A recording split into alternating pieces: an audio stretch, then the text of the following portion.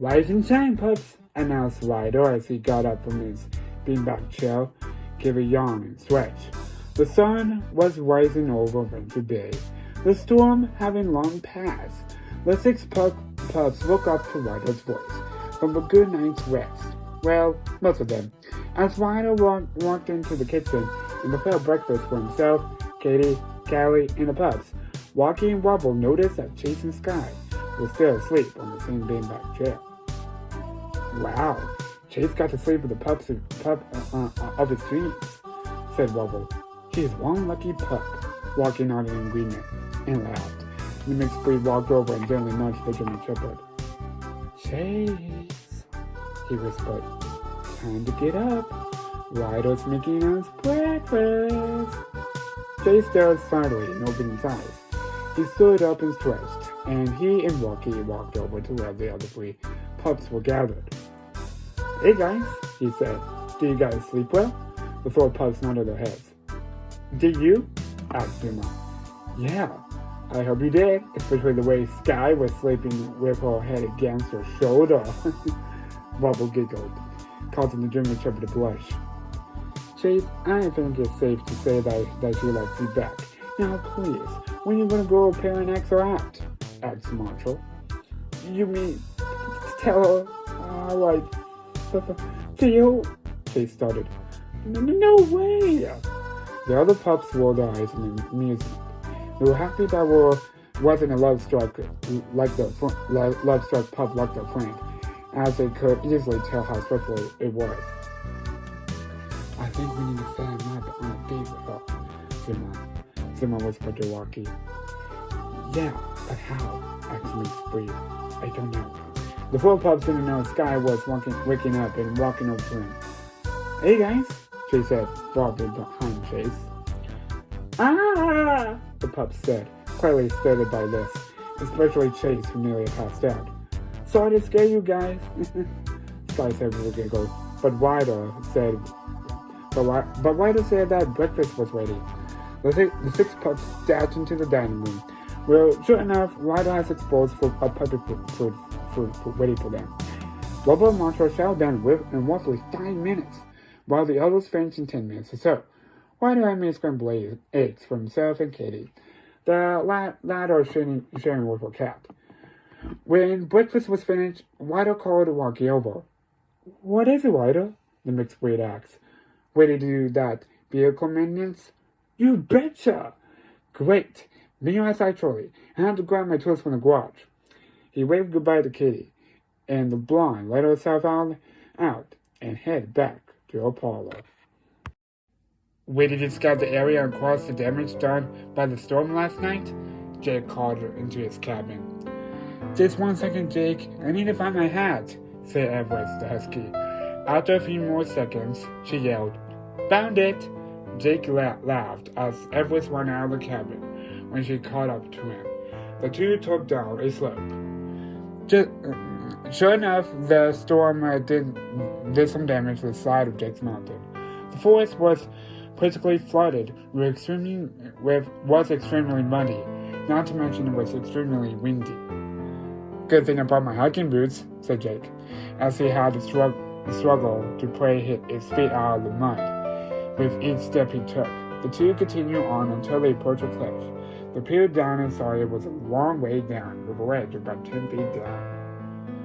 This place doesn't seem safe for visitors, said Everest as the wind picked up. We should have Chase caught in the area until the flood water spec we got it or evaporate. While you are, Everest, let's head back to the cabin and call Chase on over. And with that, the two started to make their way back towards the cabin. But suddenly, the wind knocked over a tree that had been struck by lightning last night. It slid down the slope towards Everest and Jake, causing a mudslide.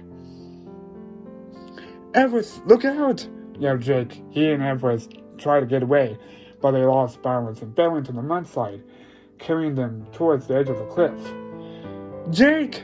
Everest yelled as they were about to go off over the edge. The tree went first, hitting down the deep charm, and when it landed with a loud crash, luckily for Everest and Jake, they happened to land on a ledge that was 3 feet down. Phew, that was close, said Everest. Yeah, said Jake. Too close. If there's any way you can climb out, the husky asked. I can try, Jake squatted down. Preparing to jump, he jumped as high as he could and grabbed onto the edge. However, being muddy, he was not able to strengthen the grip on the edge, and he slipped back down. Rats, he said. Too slippery for me. Looks like we need the Paw Patrol, said Everest. Why are you on again? Said Jake as he pulled out his phone and called Ryder. Hello, Ryder here. Ryder, dude, it's Jake. Hey, Jake, what's up? Everest and I went on a walk across the dangerous caused by the storm, and we got caught in the mudslide that standardized in the ledge high off the ground. He then proceeded to show Ryder how far they were from the very bottom. Whoa, that is deep. Yeah, and we can't get out. They're just too slippery with the mud in one way. Then you can help us out? No worries, Jake. We'll be there shortly. Your job is too big, and pup is too small. Thanks, Ryder, said Jake before signing off. He turned to Everest. Don't worry, Ryder's on his way. This brought a grin onto Everest's face as they sat down and waited for help to come. Rocky, having been with Ryder, and Jake Call knew what was up and started towards the lookout. The other pups were getting ready for the day. Meanwhile, Chase was brushing his teeth. Sky was brushing her hair. Zuma was cleaning his pup house, etc. Suddenly, the pup tags flashed. Paw Patrol, to the lookout, came Ryder's voice for all the pup tags. Ryder needs us, the pups responded in unison. They dropped whatever they're doing and dashed into the lookout, where Rocky was waiting them in the elevator. Marshall had his visor over his eyes and stumbled around the ground floor. The other pups just looked and laughed until the Dalmatians started towards them. Brace for impact! Yelled Wobble as they were knocked over. Sorry, pups, but at least now I can see, said Marshall. The other laughed and the elevator started up. Being the gentle pup that he is, Chase helped the others to their feet. They changed their uniforms halfway up and jumped on the unison line. When the elevator reached to the top. Paw Patrol waiting for action, Ryder, sir, Chase said enthusiastically. Thanks for hurrying, pups, Ryder said. We have a really messy situation on our hands. No pun needed. He placed a button in his pup pad, and the big screen came short of cartoon desperation of Jake and Everest. Jake and Everest when access damages done by the storm last night and got caught in the mudslide. They flew into the edge. This is far above the bottom of the cliff, but the cliff's edge is far too slippery for them to climb out. We need to help them to get there to safety. So for this mission, Sky, I need you to fly in with your harness to help Jake and Everest up. Yippee! Said Sky during a flight flip. This pup's gonna fly. And Chase, I need you to winch as plan B in case the harness doesn't work. I also need you to set up a balcony safe distance away from the area. Let the visitors know and stay away from the time being. Chase is on the case. Alright, Paw Patrol is on a roll. With that, Ryder slid down the fireman's pole with his pups barked and cheered. Sky backed up onto the slide and went down, landing inside her copter. Chase followed suit, jumping down the slide while hollering. Landing in his police cruiser, the garage door opened, and Ryder drove out his ATV. He headed for Jake's Mountain with Chase and Sky. When they got there, Ryder headed out instructions. Chase, I think you should contact the area office so that no one else comes down here while we're rescuing Jake and Everest, said Ryder. Yes, sir, Ryder, sir. Chase stopped his cruiser and tied some cones that keep the visitors away. Then he drove down the slope towards the cliff. Meanwhile, Sky flew in with a copter near the cliffside. Using her goggles, she focused on Jake and Everest, who were both waving at her to get her attention. Ryder, I found them, she said. Great job, Sky, said Ryder. Now fly as close as you can with your harness. Roger that, Ryder, the cockapoo said. She buckled out her harness and lowered it down towards Jake and Everest. Chase, said Ryder, calm down and get your net ready just in case. You got it, sir, the police pup said as he buckled out his net cannon from his pup pack. He aimed over the edge of the cliff and waited. Jake pulled the harness on Everest's foot. When she fastened in, Jake gave the thumbs up to Sky, who lifted her to safety. Ryder unbuckled Everest from the harness. Are you all right, Everest? The boy asked. I'm okay, Ryder, Lusky replied. Thank you for rescuing us. No problem, Everest, Ryder replied, stretching her arm much to her delight. Sky flew the harness back to Jake, who buckled himself in and once again gave her the thumbs up. Sky lifted him over the edge and flew him to safety with the others. Thanks, Sky, Jake shouted up to the cockapoo once he unfastened the harness. You're welcome, Jake, she replied. And thank you, Ryder, for coming out here and for helping us, Jake said, turning towards Ryder. You're welcome, Jake, and just remember, whenever you're in trouble, just yell for help. Sky was about to land her helicopter. Something caught her attention. Over a nearby bear walk, a purple light stole through.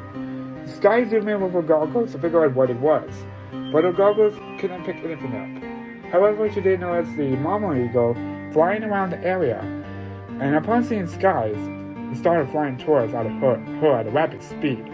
Sky, look out! She yelled up. Sky turned her attention towards the huge hungry bird zooming towards her. She was completely caught off guard by this and losing her footing, failing her helicopter. Sky! Chase yelled, noticing that his crutch is too much shock to activate her wings. He quickly shot his net over to the ledge, where the cockpit landed with a bounce. Eyed wide and shaking, she walked back over to Chase, Ryder, Jake, and Everest. Sky, Chase said, watching over to her. Are you okay? Still shaking and shocked, Sky couldn't manage that out with a nod. Still, setting his feelings aside, the German Shepherd pulled her in and hugged her. Sky accepted the hug, still wide-eyed and tumbling. Sky, what happened? Ryder asked with a concerned look on his face. She looked up at him. They glanced over at Everest and Jake, who had also avoided expressions on their faces. Surprised on how describing she looked, Ryder said, Let's head back to the lookout. We can talk there. Turning to Chase, he added, I think it's best if she rides with you. I can have autopilot to take over her helicopter, and hopefully at the time we can get back to the lookout, she'll be feeling better. Chase simply nodded. Then he helped Sky into a passenger seat of his cruiser. He buckled her in and while trying not to blush, then hopped to the driver's seat. He tipped his place cap to Jake and Everest, wished them a farewell, then headed back to the lookout. Ryder stayed behind for a moment to talk to Jake.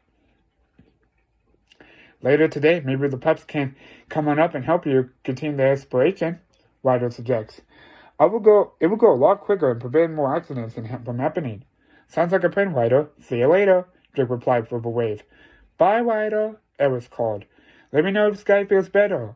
Will do, Everest, Ryder said before taking off on his ATV. Back at the lookout, Ryder, Chase, and Sky sat down in the garage while waiting for the other pups. Sky, are you okay? Ryder asked in a calm, soothing voice. She glanced at the two who were wearing the same expressions on their faces as when they were back at Jake's mountain. Yeah, she finally mumbled after long sounds. I'm fine. Sky, what happened back there? Chase asked. It isn't like you just completely shut down like that. Any other day if it would happen, you activate your wings and all should be fine. I don't know, Chase. I guess I just got distracted. Okay, well, if there's anything going on, anything bothering you, please don't hesitate to come find me and talk to me, said Ryder. I will say your pups are dismissed. but I told Jake we'd be back to help him assess the damages. The storm caused the priority. Are you feeling well enough to fly? I should be fine, the cockapoo replied. I can't use my wings. Alrighty then, Ryder said before pressing the button on his pup pad. Pups, grab your vehicles. We are going to Jake to help him assess the damages. You got it, Ryder, four other voices said, belonging to Zuma, Marshall, Rocky, and Wubble. Oh, and Ryder? Sky said. Yes? Can this stay between the three of us? I don't want to cause the others to worry about me. Sure, Ryder said with a smile. Let's head back to Jake's. 15 minutes later, 7 vehicles pulled into Jake's cabin. Jake and Edwards were sitting on the porch waiting for him. Edwards went over to greet the others while Ryder came up to Jake. Hey Jake, long time no see, the boy joked. Ha, yeah, it's been a while. We're ready to help you out. Just tell us what you need. I was thinking we could split up the pairs. It's got over a different chunk of this priority. Sounds good. Pups, come on over. The 7 pups walk up to Ryder. So what's the plan, guys? Rubble asks. We're gonna split into pairs. There are 9 of us, and so we're gonna be a group of 3. Marshall, Rubble, you guys take the up head behind the cabin. Zuma and Rocky, you guys check around the cabin. Chase and Sky, you guys check over Bear Walk since we're there earlier. And Jake and Edwards, Jake, Edwards, and I will check the eastern part of the area. Paw Patrol is on a roll. With that, the pups went off to work with our assigned partners. Chase was excited to be working with Sky. Told himself to put the strings aside. He and Sky walked over towards Bear Walk, unfortunately enough to notice that the ground wave area blocked off was stable dying quickly. That makes our jobs here so much easier, he said to Sky. Let's head back and see if anyone needs help. Wait, Sky said, sticking her paw out in front of Chase. Come with me. Where are we going? The police paw back curiously. Just follow me, was all Sky said, and she led Chase over to Bear Walk. Sure enough, a magenta glow was still being eliminated from the base. Whoa, what is that? Chase asked, taking a step back. That thing, that distracted me, Sky answered. She started to dig around the rocks. Chase, not really sure what to do, chipped in. Together they dug until they found what's causing the glow. Sky reached and pulled out a purple stone. What the? Chase said, his eyes wide. I wonder what it is, Sky said.